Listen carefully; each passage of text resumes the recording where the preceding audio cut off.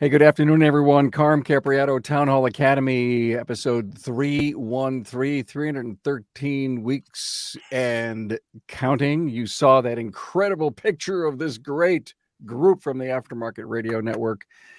Couldn't be so proud of this group. I can't wait to have them on. We have a very interesting topic today. Something that they've already done, you may have listened to individually with all of their different podcasts, but we wanted to bring them together and have this really cool industry-wide important panel discussion on maybe what's going on in the future here for 2023. I've never been so involved in the buzz of all what's going on in the news, so I think we all may have something important to say. And we got great partners that bring this show possible to you. Priorities change, in a heartbeat. So shouldn't your shop management system reflect that? Now, if you use Shopware, it does. The built-in expediter lets you shuffle jobs around based in real time for maximum efficiency. Talk to my friends at getshopware.com. And trust in the aftermarket supplier that makes the parts cars are born with. With over 100 years of OE heritage, Delphi Technologies quality parts gives you peace of mind. Learn more, DelphiAftermarket.com. Hey, if you're watching on YouTube, please subscribe, give the video a thumbs up, and thanks. Hey, look at, there's the team, the Aftermarket Radio Network. So proud of this group. They have done such an exceptional job. Hunt Demarest is with us, Paar, Mellis and Associates, Business by the Numbers podcast. Hunt. Hey, Carm. Hey, everyone else. Chris Cotton, AutoFix, Auto Shop Coaching, the Chris Cotton Weekly Blitz. Hey, everybody. And I'll tell you, this is a huge panel. It feels great, but I feel awfully silly today, so I don't know how this is going to go. We'll see. And I've seen you silly before. Like every day. Like maybe it's nothing new. I don't know. All right. Okay. Matt Fanslow is with us, lead diagnostician, Red Wing Automotive, and Diagnosing the Aftermarket A to Z. Hello, Matt. How's it going, eh? Good, man. The Canadian thing. Matt's not feeling silly today. No. Kim and Brian Walker from Shop Marketing Pros, the Auto Shop Marketing Podcast. Hey, guys. Hey, hello. Everyone. Okay, so each of them did their own podcast. Hunt did his episode 47, 2023 forecast and business outlook. Guess what? In that episode, Hunt mentioned recession 11 times, inflation 33 times. Matt Fanslow, episode 64, it was called the 2023 outlook. Matt mentioned recession 12 times, payment 11, and time 15. Those are the biggest words I could pull out, Matt. I'm sure interesting from interesting from a technician's perspective. Recession, payment, time. I googled it. When one of you do actually an entire episode that ChatGPT did for you and you read it, please let me know. Please let me know. Did part of one. Yeah, I know you did. Yeah, it was really cool. And it sound you made it sound you and Sean were reading it back and forth. I could tell something was up. Yeah. Chris Cotton, episode 93 for Chris, Surviving 2023 and Beyond. That was the title of his episode.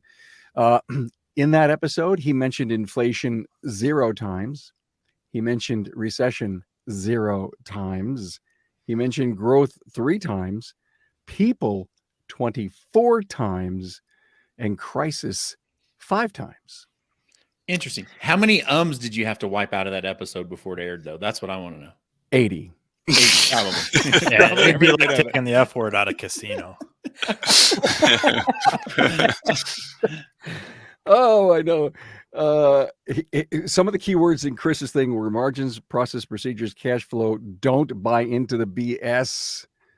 Transparency with employees. It was a great episode. Thank you. And Brian and Kim Walker, episode 29, creating your own economy. And I loved, the whole switch of the title and their perspective. They said economy or economic 6 times, values 12 times, customer 8 times. And as you would expect from a marketing podcast, They said marketing 22 times. And think about this. We all in this world, including what I do in the network, we all are there to advance the aftermarket, to teach and talk what our expertise is. I thought it would be great to bring the team on. I'm gonna shut up here in a minute, but I just want to kind of set up what our expectations are.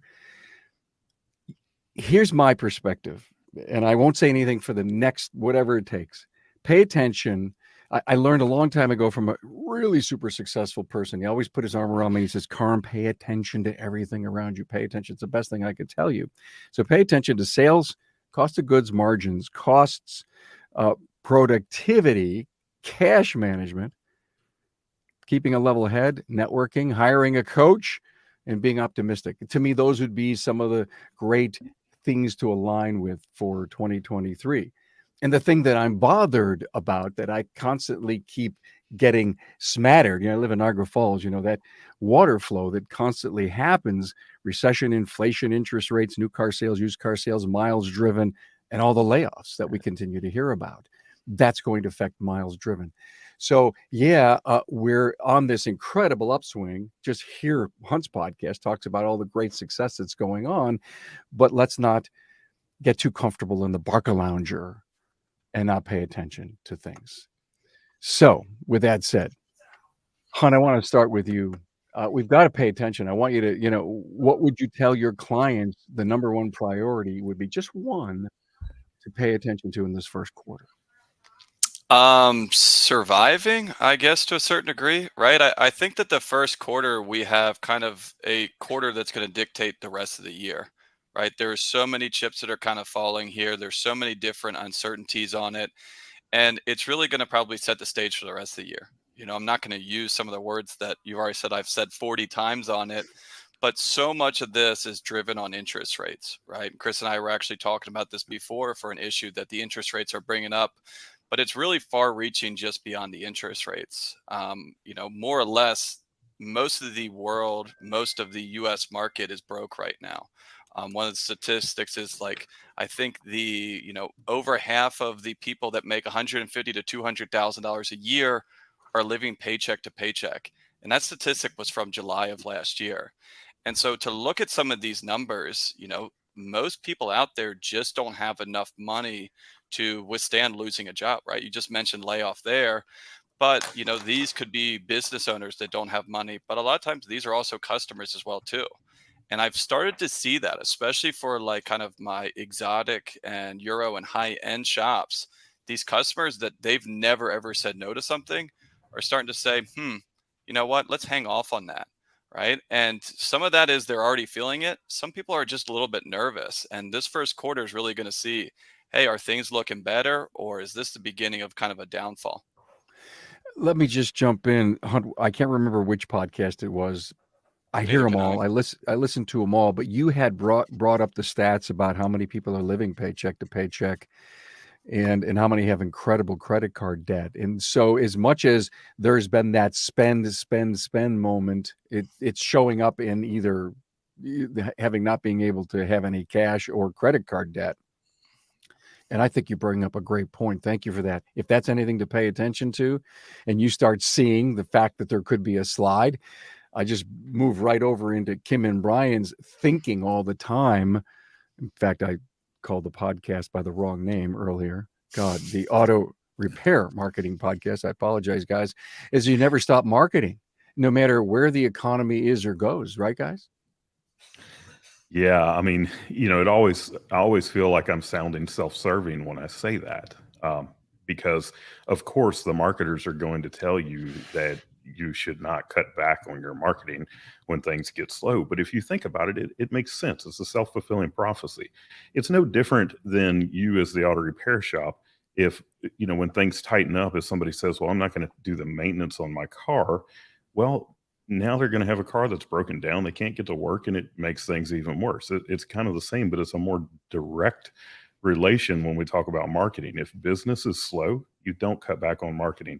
The other thing that is always one of the first to go is to cut back on coaching. But you need your coach. You need your marketing. You don't want to do something that's going to make things even worse. You know, we are big about eating our own dog food. Brian did a podcast about that and just practicing what we preach.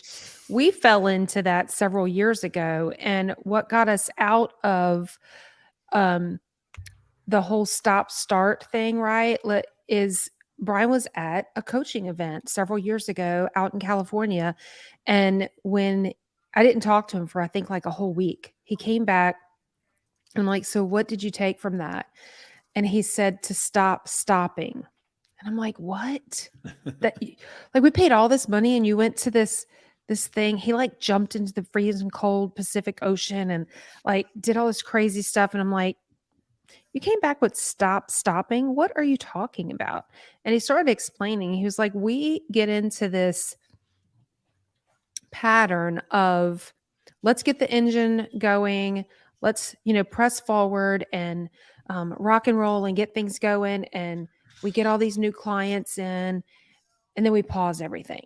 We're like, oh, let's catch up. Let's get that, let's get it together. And then we're like, oh crap, we need some more customers. Okay, let's get that engine going again. So it became this pattern, and it was kind of mind blowing when he came back. And after he explained it, I'm like, yeah, that's very smart. Like we're the marketing people. Why are we slowing down on our own marketing? So that's really something that just like all of y'all, we're hearing it all the time too. And, people start pinching the pennies and really looking at what can I cut? And we often hear, well, we're going to cut our ad budget, or we're going to, we need to back up. We need to do some of this. And so like Brian said, it feels weird to push the marketing, but you can't slow down on that stuff. And so, the other thing about it is mindset. Is Brian, I'm pointing to him. He's a pretty smart guy, but he also really talks a lot about refusing to participate. I don't know where he got that from, but refusing to participate in a recession. So mindset is a big deal, which I'm sure Chris will probably get all into that. So I don't want to steal his thunder, but just staying positive, I think, is a really super important thing. Why don't you tag along on that, Chris? Yeah. So if you listen to the podcast and everything, I think I might have been the first one to record mine. So mine was like mid-December, 1st of December when I recorded it. Yeah. And I hate to be the Chicken Little, but I also want to be, I do all that to make sure that shop owners are aware. Right.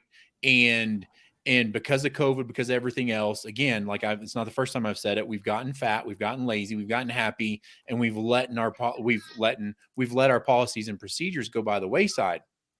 But I did all that. I did that podcast in mind, being like, hey, I want people to be aware. I don't know if it's going to happen. I don't know when it's going to happen. It's happening, people. Like right now, like the last 2 weeks, I've heard more people say, Chris, the phone stopped ringing. Chris, we don't have as many cars. And then my answer to them, Brian did a pretty cool thing yesterday. If you didn't see it, it's called Porch Ponderings. And I piggybacked on the end of it. And I don't forget. I did something goofy, something that started with a C with Chris. And I went back to like last week, I had a shop owner call me. He's like, Chris, the phone stopped ringing. I don't know what to do. And I'm like, hey, you have this thing in your, you pay every month for this CRM, send out a slow day text. He sent out the slow day text. And first of all, he's like, oh, I forgot about that. And he forgot about it because we're fat and happy and things are going great. And we've gotten away from basics. And so he's like, I should have thought of that. And I'm like, you should have, but that's why I'm here. So he sent out the slow day text and got 13 appointments off of it.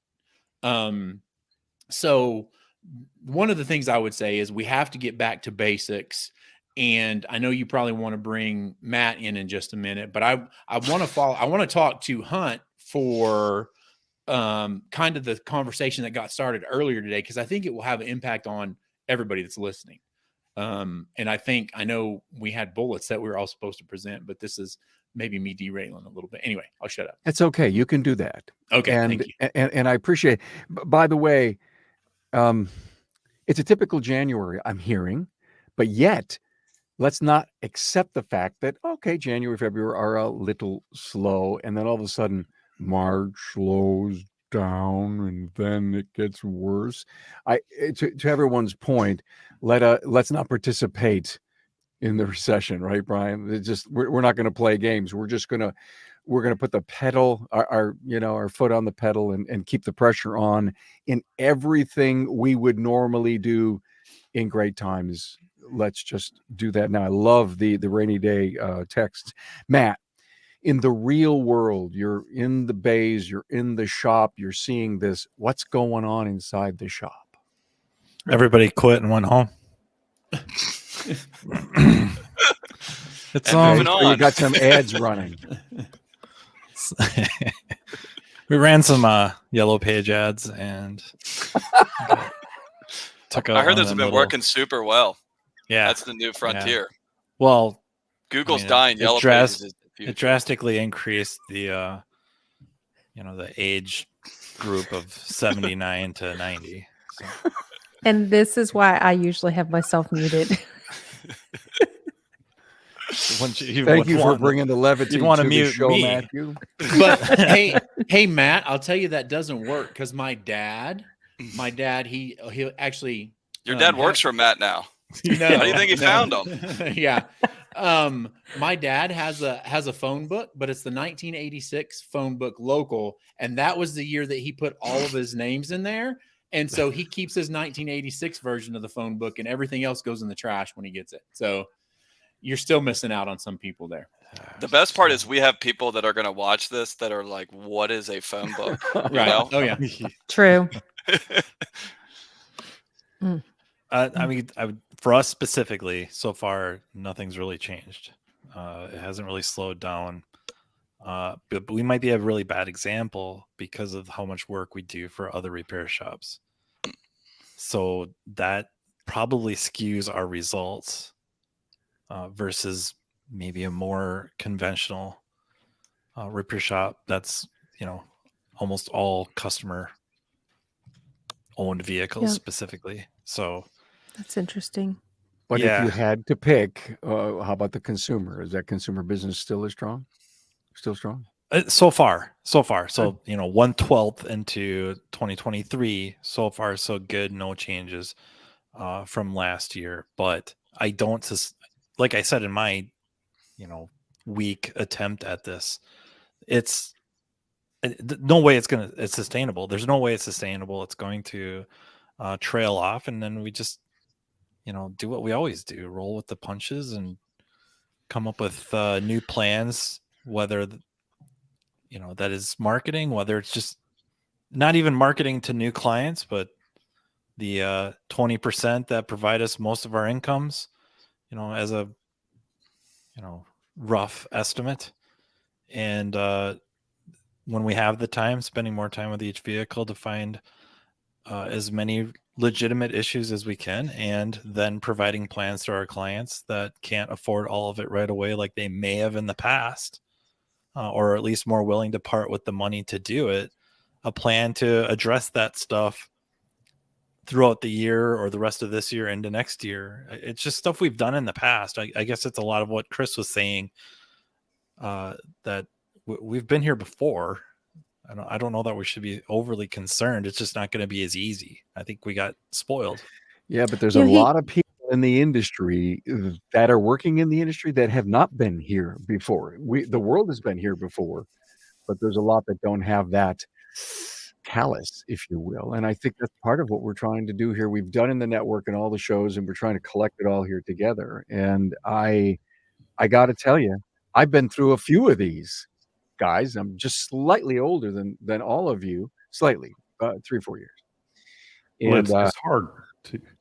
It's difficult to look at one shop too and kind of determine what's going on, because, I think about our clients, for example. We have the majority of our clients are still doing very well, and then we have a handful of them that are not. But one of the things that I think is true across the board is that the best shops, the ones who tend to do everything right, they provide a great customer experience. They do their DVIs on every car and quote everything every time. The customer or the shops that they just run a top-notch operation, it's going to take a lot longer before they start feeling anything. And if you think about it, in any situation, there are always people who thrive, because like Kim started to talk about mindsets. You have the people in this world that they see things as an opportunity, or they see things sometimes as bad luck. And depending on who that person is, the people who feel like, oh, well, I have bad luck, they are the ones who their shop is going to suffer the quickest, first. And then the ones who see everything as an opportunity, well, it's going to be an opportunity for them, because the shops that end up shutting down, all of a sudden they're going to be able to pick up their clients. They're going to be able to pick up their technicians in some cases. And that is always true. When times get tough, there are some people that just always seem to thrive. And you want to put yourself into that position where you're the one that thrives when times get tough. You should get excited by it and say, you know what, my competition is about to have a hard time, and I'm going to capitalize on that. Matt said something a second ago. He compared it to last year, and I see so many people going along with the whole mindset thing. So many people, they're listening to all of the noise that's out there, and they get wrapped up in, oh my God, look what's happening. And they don't look at their own numbers, right? They're basing it off of a perception of what everybody out there is saying. And if they sit down and look at their numbers, as I'm sure that Hunt and Chris can attest to, is you realize, wait a minute, actually, look at what I did last January. Look at what I did this January. It's not matching up to all of the noise that's out there. So staying focused and really just paying attention.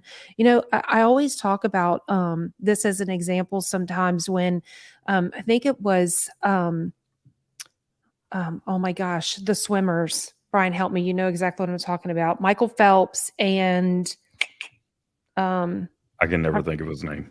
Yeah. Anyway, because it's only Michael Phelps. Nobody else. No, it's not Michael Phelps. It's who he was swimming against, like the second biggest. Ryan Lochte.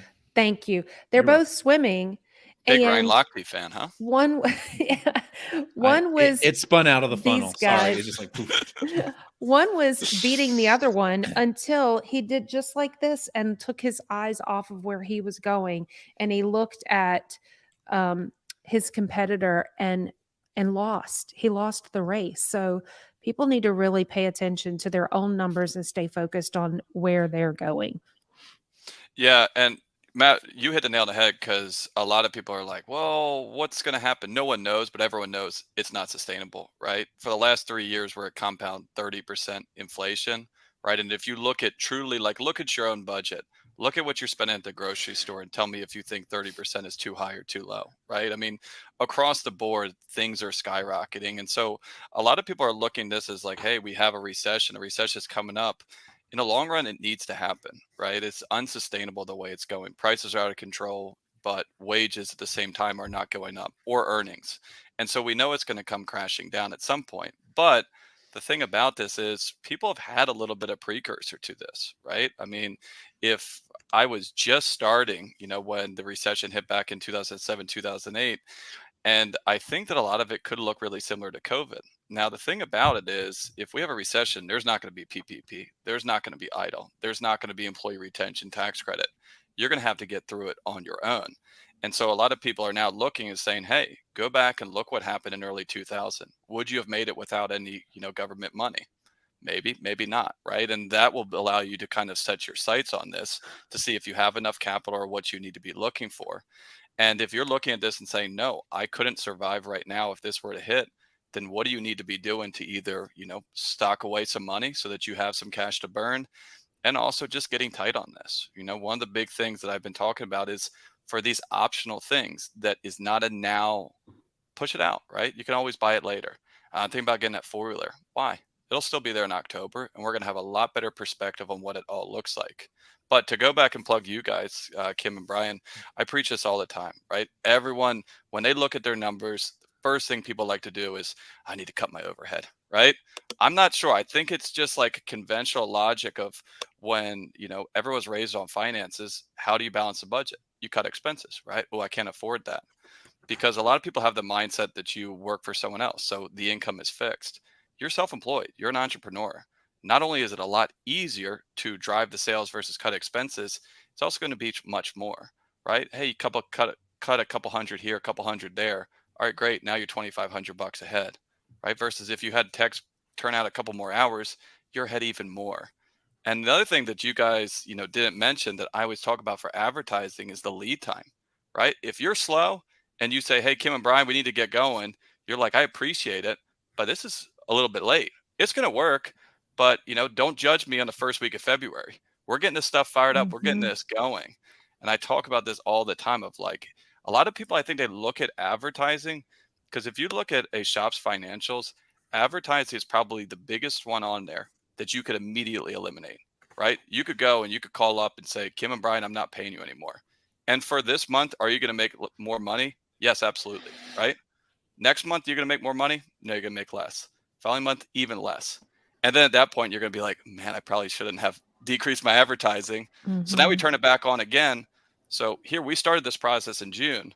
By July, we'll be back up to where we were, right? And that's the scary part about this is like you said, you got to be cautious on this. You got to be forward thinking, but don't make a long-term decision for a short-term problem. Well, and we had a lot of people during COVID, like that, the end of January, February, March of COVID, called and was like, hey, I want to stop coaching. I'm thinking about shutting my shop down and whatever else. And I was like, wait, don't hang up yet. And they're like, okay, goodbye. And then boom.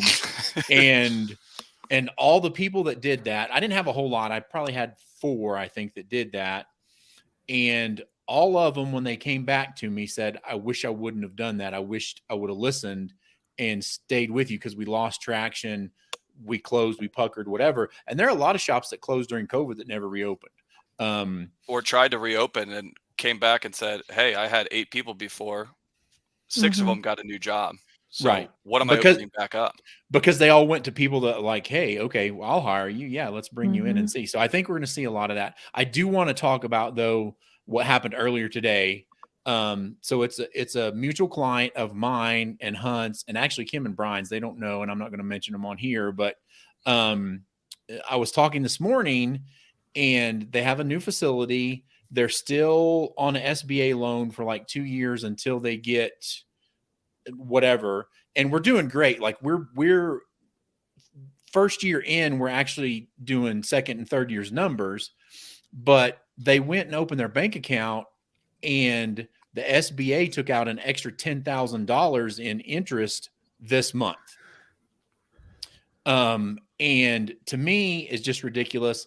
Hunt's way smarter than I am with that. But for the Fed to be raising the interest rates and then the SBA just to be sucking money out of people's bank account without noticing it, I don't know.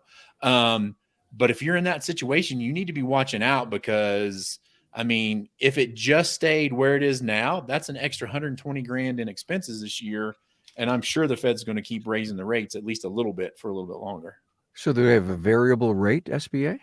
Yeah, almost most of them are variable rates, especially once they get bigger. If they're shorter term, lower amounts, they'll do fixed rates, but a lot of SBAs is prime plus, meaning prime is, kind of a set standard rate on it, and then plus is how much they're making on it. So if you have, let's say you have a prime plus 3 today, you're paying about 10.5%, right? Until next week, and the Fed's going to probably raise it again there. But the thing, it's catching a lot of people out here, because let's say you took that loan 2.5 years ago, prime plus 3 could have been 6%, right? So now you're almost paying double interest on it. And where it kind of surprises some people is some banks will do this every single month. Hey, as prime goes up, we're going to change it. A lot of them will look at it annually or look at it quarterly. And so that's where you can see these monstrous jumps. And just from a strictly investment return on investment standpoint, there's some stuff that works at 6% that no longer works at 12%. Right. I've had deals where people have looked at it and, have maybe procrastinated on it because a lot of people delayed doing some capital improvements because, the actual materials was so expensive. Now we get bit the other way because it's like, hey, lumber and steel's coming back down, but now our interest is double. And so it's a lose-lose scenario. But yeah, I mean, there's so many people out there on adjustable rates. I mean, think about it. Your credit card. I mean, how many people do we know that have credit cards personally and business wise? Those are already terrible interest rates and they're getting even worse. yet 20% stinks, but it's still better than 27%. And so this is the kind of stuff I'm talking about, of like what they're trying to do with the interest rates is almost happening, right? They need people to stop spending. They need to slow everything down. The only way that you can slow down the economy is make people broke, which I guess they're succeeding on. Well, I got to make a point or two on some of the discussion of the last few minutes. As you said, Hunt, about there's not going to be any support from the government, PPPs, idle. As the consumer was at home, not racking up any miles, not spending, when everything kind of opened up, they had money to spend. Well, there's been no, if you will, stop or slow down with the consumer. And to your point, we're going to be fighting for less dollars. There's less miles going on, inflation, all of that point. So let's remember that a lot of our explosive growth came from the fact that there was money in the supply system. One thing, let's cut costs. You guys mentioned that just a few minutes ago. And on the episode that Chris and Hunt just did together, Income Statements, Profits, Losses, Oh My, with Hunt, one of the things you did, it's your episode 96, Chris. Mm-hmm. You basically hit one of those, I think, incredible moments when you said that parts matrix that you have is not being looked at from an inflationary perspective, right? And so we can go and we can cut advertising, marketing, but yet again, there's something you can do on the margin side. Yeah, and I'll let Hunt take that one because that was his. I actually listened to his episode, and that's when I pulled it in because I was like, holy smokes, it makes 100% perfect sense. I never thought of it this way. But one more thing before I let Hunt go. One thing we have to do is it's not about cutting expenses. It's about getting lean and being more efficient and more productive with what you have. Anyways, I'll shut up and let Hunt go. Yeah, so the idea, and this one kind of surprised me because from a numbers perspective, we price parts based on a percentage, right? And accounting, finance 101, reason you do percentages, doesn't matter if it's 1,000 or a million, it's still going to be the same percentage. Now, the issue with the parts matrix is generally people are at, 400% markup for, $5 below, and then drops off to 40, 50% to cap out on it. So as the parts are getting more expensive, you're making less of a percentage. And so I never really thought about this, but what we've been seeing is, like I said, 30% increase, compound inflation, and some of these parts even more. And so 3 years ago, that, water pump that was in your 55% gross profit bucket, now the price of that has went up, and that's dropped down to 50 or 48%, right? So you're actually jumping up in brackets. So you're still probably making more in dollars, but from a percentage standpoint, it's falling down. And so what we were talking about there is you actually have to pivot your parts matrix to come up with the new prices. And it's kind of a hard one to do without visualizing, even though I'm waving my hands around here a lot. But think about it this way, right? If you had a parts matrix back in 1910, which probably no one did, the cap was probably what? $15, right? Because no parts costed more than $15. Well, hey, I don't really care what it is. Flash forward to today, $15 is probably your lowest bucket on it. That's an extreme example, but that's 100 years of price shift. But we've seen a pretty massive one in the last 3 years, which is, kind of the same idea of why we need to, adjust that to make sure that it's, still working with our kind of core group of products that we're selling. You're on mute. Oh, you're muted, Carm. I'm sorry, guys. So, Hunt, it's not the margin. It's the buckets, right? It's the dollar buckets that you want. Yeah, and so if you're looking at your parts matrix right here, you probably, depending on who you are, you either have 5 buckets or you have 50 buckets, right? And for a lot of people, what we notice, if you just shift it down one, right? Because everyone's parts matrix usually goes down like 3% to a certain degree. Smaller ones is probably a smaller gap, and then bigger ones are more. But what we found on most of them, if you kind of just tweak that and say, hey, instead of that $50 part being in 56%, that $50 part is now in the 60%. And everyone kind of moves up one. But then if you look at it, it's all going to kind of fall in line. And yeah, even though that part used to be 50, now it's 70, they're now going to be sold at the same percentage as what you were getting before. Got it. Yeah. I got to ask Matt a question. Matthew, recently Chris got on his soapbox and he said, there's a way to solve the technician shortage. And it's all about productivity. And he says, so what I want you to do is I want you to do your numbers and I want you to find out what your productivity per tech is. And if you've got 3 on payroll and the productivity of 2, maybe it was you, Hunt. I don't remember, but I thought it was Chris, or Chris stole it from you, or you stole it from Chris. But anyway, and if you've got 3 on payroll, but you're producing at the level of 2, then you just got to let that third one go. And if everyone did that, then we would have a ton of techs out there. Not that they would be a C, B, or A. It's just that they would be out there to fill other positions that we can groom and grow and train and bring into the company. Your thought on that, Matt? And okay, so right away, I just think there's a lot going on with that. Fundamentally, it's true, but they could. So as a leader, you have to make a decision. And it's sometimes hard to think that way, that I could drop a producer and actually increase production levels or maintain similar production levels with one less. And I hate the word. Even hearing it here, the word cost almost annoys me because it's so misused. But that cost, quote unquote, cost of an employee. I don't know that people think that way very often, but it's something to keep very much in mind, that your production staff could maintain, or even if they drop slightly with the loss of one producer, you're actually increasing your income. And then, it might help with the tech shortage. I think a lot of the things with the tech shortage is many, when they leave a shop, they're not leaving to go to another shop. They're out. They're finding some other career path that doesn't involve cars. I feel like if I'd have been in the same room with Matt, he'd have smacked me with a shoe. But No. to give you the back to give you from the backstory on that, is it really came from a point of fear from shop owners.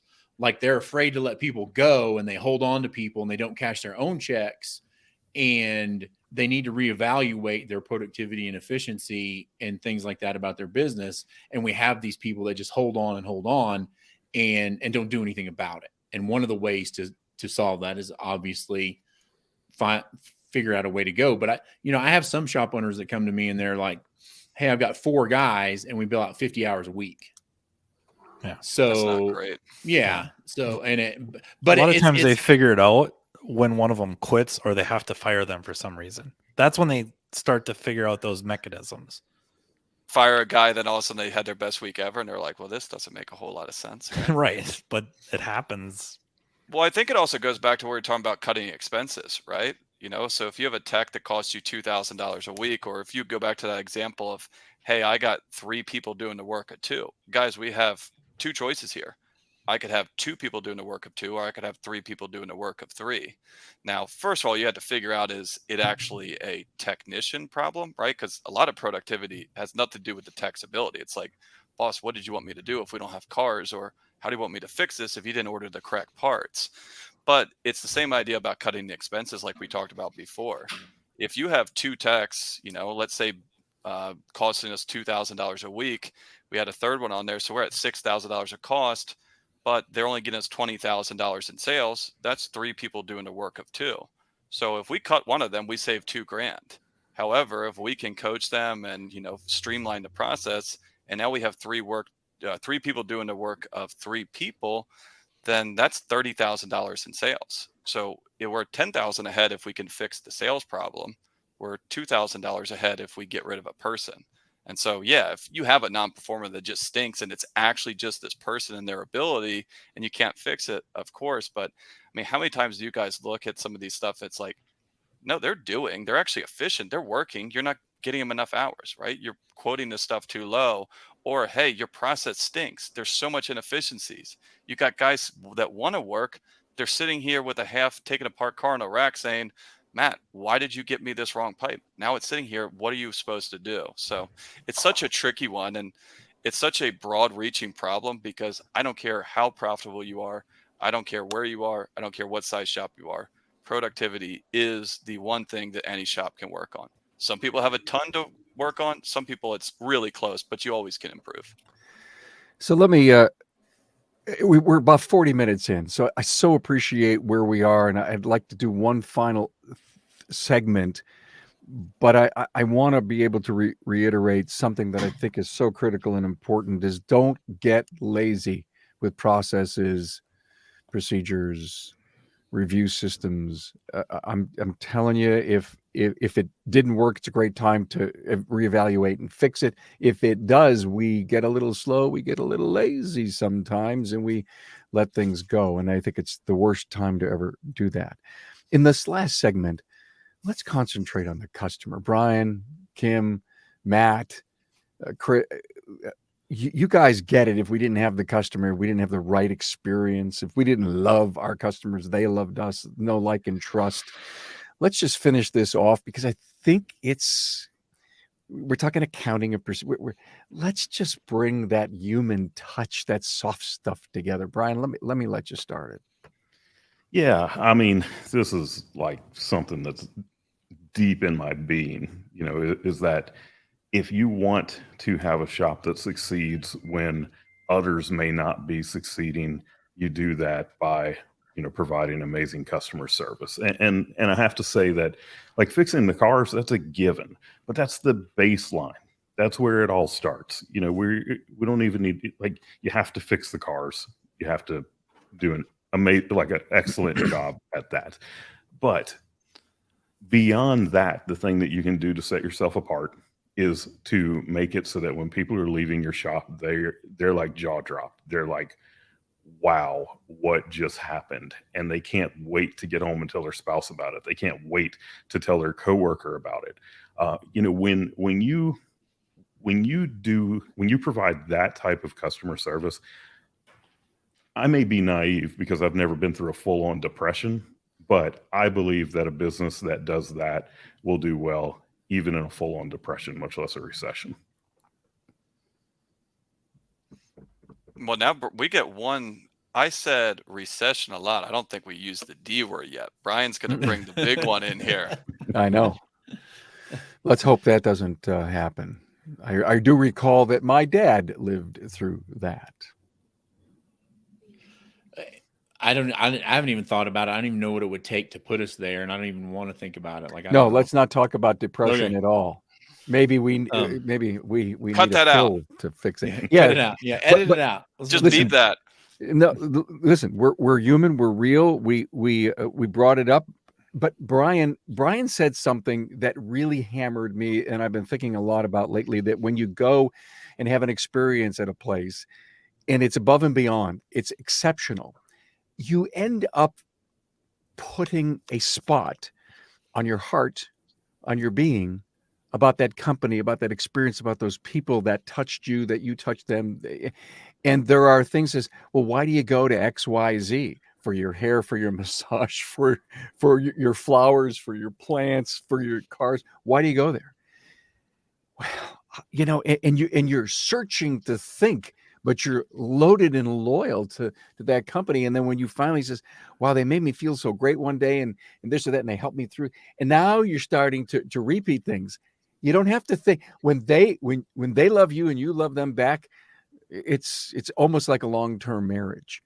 And to your point, Brian, take your initiative for 2023, sit down with your team and say, what are we going to do to blow the mind of our customer when they come here? Go back to listen to John DeJulius's episode on Ford, family, occupation, recreation, and dreams, and start tracking that on every one of your customers so that when they walk back at, hey, graduation, soccer, Disney, all that stuff comes back. It's in your CRM. You're looking at it, and that customer says, my God, it just happened to me recently where I walked into a place and they say, Carm, how are you? I hadn't been there in a year. And I didn't know why or how they did it. And here I am trying to, You're a big time Chris, celebrity, man. Come on. Yeah, well, Chris, obviously. it's like you, Chris. No, it's Malin Newton. Everywhere he goes, Malin says, "I want to learn something. I want to observe and watch." And he goes, "And what's the average ticket of this donut shop?" I mean, it's just like people are constantly observing stuff like that. Any other customer positions that you'd like to take? I'm glad you said team, because I don't want people to forget about your internal customers, right? Like your employees are most important. Like if something happened and you went into a deep recession and you had to be like, okay, guys, we got to pull together and make this work. You'll find out really quick who your good team members are and who the people who don't care are. Mm-hmm. And if you treated your employees that way and whatever, then that's the result you get. But if you as an owner are wowing your employees every day, then they will wow your customers every day. Absolutely. That's such a good point, Chris, because I had so many shops when COVID hit where their team actually approached them and said, "Boss, I'll cut back, right? Hey, you're struggling. We're all, why don't we do 20 hours? We don't have the work for it. We are here for the long run. If you can't pay us, that's fine." But does that happen to a shop owner that has treated his employees like crap? No, they're like, pay me or pay me. But you build up that rapport with them. And just like you were saying, Brian, customers are the same exact way, right? Just think about in COVID from us as consumers for outsiders. It's like, hey, those businesses you cared about, those businesses always have provided great products. You like them, you care for them. You're going to go out of your way to say, hey, I'm going to go give them some business. I want to make sure these people stay around, right? It's the same thing for, shops customers. And also you have to realize that you need to put yourself in their shoes. There's going to be a lot of times where people are like, I know I need it. I'm not disagreeing with that. I don't know what to tell you. I just don't have it, right? And where you're going to make the long-term relationship is, eating in the short term, right? Hey, we need to do this, right? This is a safety issue. I know this other stuff, it can wait, right? Times are tough on it. We'll get it later. Don't worry about it. They look at you as a trusted advisor. You break that trust, you lose that customer. I mean, everyone is so worried about price, but anytime that anyone does, a survey of their customers, why do you keep on coming back to Matt's shop? No one says price, right? If you say price, then probably need to fix something else. It's like, you're the most expensive shop in town. You have raving reviews. Why? Hey, you care about me. I trust them. When they call me up and they say it's what needs to be done, I say, do it, because we built that rapport. Well, mediocre is not going to cut it. People don't talk about it was okay. They talk about it was terrible or it was great. You have to deliver on the experience. No one gives a 3-star review, right?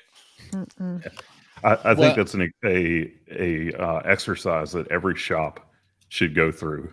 We all think about the companies that are known for amazing service. You think about the Ritz-Carlton, Disney, Chick-fil-A, Nordstrom. You think about, okay, if those companies opened an auto repair shop, what would the experience be that they would create? And sit there and like have fun with it. Get your team together and say, what would that look like if one of those companies had an auto repair shop? And you write down all the things wild and outlandish of what they might do, and then look at it and say, okay, well, can we do that? Can we do that? Or can we do that? And you're going to look at it and say, no, we can't do that. We wouldn't be profitable. But you think about it. Is Disney a cheap option? Is the Ritz-Carlton a cheap option? They're not. When you start doing that stuff, you increase your value, and you now allow yourself to charge more. And maybe when that happens, you can actually do those things. So really look at it and determine, what would the most amazing customer experience ever look like? Could we do that? And then ask yourself again, well, could we really do that? I've never eaten at a Chick-fil-A. What? Until do they not have them up there? We have 3 in Buffalo. They just opened one. You've not ever been able to get at it for like 2 months. The cars are like miles long, right? Everywhere. So Ann and I were out one Saturday, and it was lunchtime, and I said, hey, let's try this. Finally, I think we can get a seat. So with that in mind, with this exceptional customer service, their legacy in mind, I walk in. Not only was I wanting to be a customer, learning what their menu was like, but I was trying to get the feel for what I'm supposed to experience at the highest levels, right? Now we My won't lunch- get into the financials of why they overstaff them, but Right. Our lunch cost $20.23 for 2 chicken sandwiches, 1 fry, 1 drink we split. And I can talk about exactly what happened that made me feel so comfortable and how it happened. The people that were there, the number that I got, that they picked up my stuff and threw it out. I mean, it was like, oh my. So I'm watching this place. It's packed. There's a mile of line at lunchtime, and you sit there and you say, how do they do it? And it's almost Disney magic. It's everything being done right. So just go to Chick-fil-A and figure out how you can repeat this. Hey, look it. I know that everybody had a chance to speak. Not everybody went long, and I appreciate that. But look at your friends.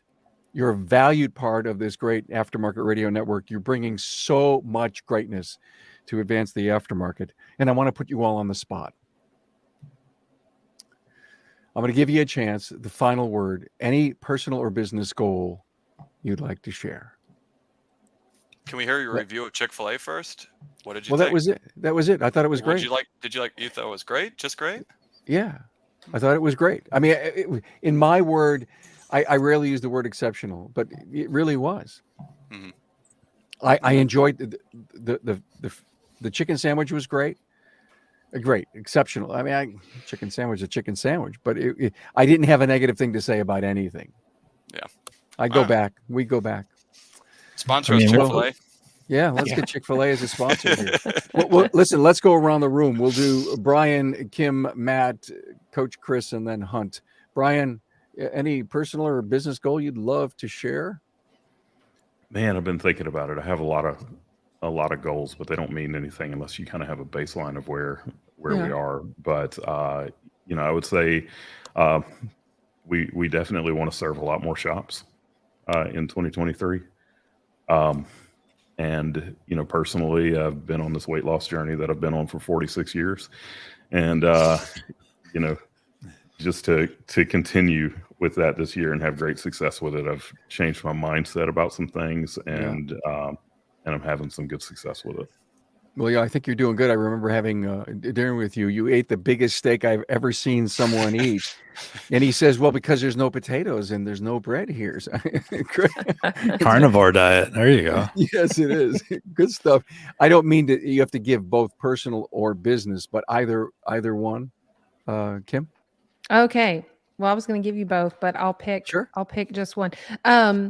So we are growing a lot, but we have an incredible, absolutely amazing company shop culture. And so my goal this year is to ensure that we maintain our shop culture as we grow. Just kind of keep that in place. But I am going to throw this out there. I'm going to be 50 this year. And Party in Hammond. No. Woo woo. Party We're in coming Hammond. I will down. not be in Yeah. Hammond. We're coming down. So with that being said, I have some stuff. I'm going to do some stuff with my sister that doesn't live here, and kind of piggybacking on Brian. I got some menopausal weight I got to get off of here. So there you go. Are you okay? I mean, are you okay with 50? What's Sound the like option? it. Yeah. No. We'll skip Yeah. it. We could probably do a whole podcast on that. I am, but I'm also not in a way. So yeah, I mean, I am, because I am very blessed that I have no health issues at all whatsoever. And I know a lot of 50-year-olds who cannot say that. So I'm. And a lot has changed in me as far as just kind of growing up and accepting like my voice, and maybe that's not a good thing, because sometimes I'll say stuff without really processing it. And I'm just like, I'm older now. I don't care. I'm just saying what's on my mind. I get it. Every decade for me, Kim, I wasn't happy with 30 because I wasn't where I particularly wanted to be in life. And every decade birthday was profound. And did I actually accomplish what I wanted to for the last 10 years? It's just amazing how that works. But that's why I asked that question. Yep. 40 was hard. 50, I feel like I'm a grown up. Like, it's just, there's something different about it. Don't grow up, Kim. Weird. And I know you Get won't. that yellow convertible. We'll see it on Facebook. Kim's going to be pulling up with a bright yellow Mustang convertible. Like, no, 50's you- going fine. Everything's good. Probably Did you know the E that yellow version. was my favorite color? Oh, there you go. Perfect. Matt. Well, I really want to help the government with our recession by causing people to go broke. So my solution is to add more streaming services. That will do it. And you're welcome. Oh, I'm so glad I didn't have to go after him. God's work, Matt. We all appreciate you. Well, thank you for doing your Just part. trying to do my part. What the Fed started, Matt's going to finish. There you There go. you go. Chris. So I do want to say this from our topic from earlier. The experience is remembered long after price is forgotten. And I want all the shop owners to remember that. And for me, last summer we went to Switzerland. My family immigrated from Switzerland. This is a typical Chris story, right? So my family immigrated from Switzerland, and I've always wanted to buy myself a quote unquote luxury watch. Like I always wanted a Rolex until I learned more about watches, and then I don't want a Rolex anymore. But I'm holding myself. I already shared this with Brian. As a company, I want to have a 25% net for this first quarter. And if I do that, I'm going to buy myself a Swiss watch. That's my goal for the quarter. What do you want? What kind? Panerai. Which there's a story there. It's an Italian made watch company that moved to Switzerland. They used to do equipment in submarines, like the luminescent equipment in submarines, and they used to use radium to do that. And all the women in the factory died of cancer because they had radium, and they would lick the brush. Yeah. And do fine lines on this equipment. And finally, they're like, holy cow, we're killing all the women in the factory. Anyway, just a backstory. But anyway. I remember documentary on that. Yeah. Is that what attracted you to it? Good history? Maybe. I mean, it was part of it. So either Panerai or IWC. There's either or, but Panerai. Anyway. Well, I hope you reach your goal on that, Hunt. Yeah, I mean, that's a lot to follow up on, but I guess goals for this year, it's hard to say. I guess personally, spending more time doing stuff that I like. I work a ton on it, trying to do better at scheduling and stuff like that, getting out fishing more. And then, yeah, I mean, just doing more education stuff for my clients. That's the part that I enjoy. That's a part that I like to do. And so we're scheduling some more of those things to have more consistent trainings, webinars, and stuff like that. Especially, just like in COVID, the time where people need this information the most is not when everything's going well. No one wants to listen, right? Why do I need to listen to this stuff? I'm making more money than ever. When people really get scared is when times get tough. So being able to give them the information, the tools to, hopefully, fix it, or even a lot of this stuff is just mental, right? So many people are like, you know what? That was able to kind of talk me down a little bit, stuff that I can control. Because a lot of people, when stuff hits, just like Chris was talking about, people just shut down, like literally and figuratively. And so hopefully trying to make this year as good as possible for everyone. And maybe a watch too. Who knows? Good stuff. Thank you, Hunt. As the interviewer, I would rarely give it, and I would say goodbye, everybody. But I'm gonna give you 3 goals that are going around and floating. Number 1, do more monologue episodes. I am motivated by all of you that do it so well, and so I've always been an interviewer, but I'm gonna do some monologues. We're going to grow our Aftermarket Radio Network. Stand by for that. And give more work to Tracy. Delegate. That's a lesson there. I tell my shop owners, write on your put a little pad and pen, and anything you do during the day, go write it down, and at the end of the day, look at it, and if it's something you can give it to somebody else, give it to them. Yeah. I got to give more work to Tracy so I can spend more time with St. Anne. And then we have to plan our trip to Italy. And I'm embarrassed by so many friends that I have that have been there. And this Italian heritage guy has never. So I have to go to Florence and eat pizza. If you need a tour guide, Kimberly and I'll go with you. Okay, great. Well, then it's a deal. Wow. We'll just sit back and let you take us around. Thank you all so much. Hunt Demarest, Chris Cotton, Matt Fanslow, Kim and Brian Walker. Thank you all so much. Thanks, Carm. Thank you. Thank you. Thank you.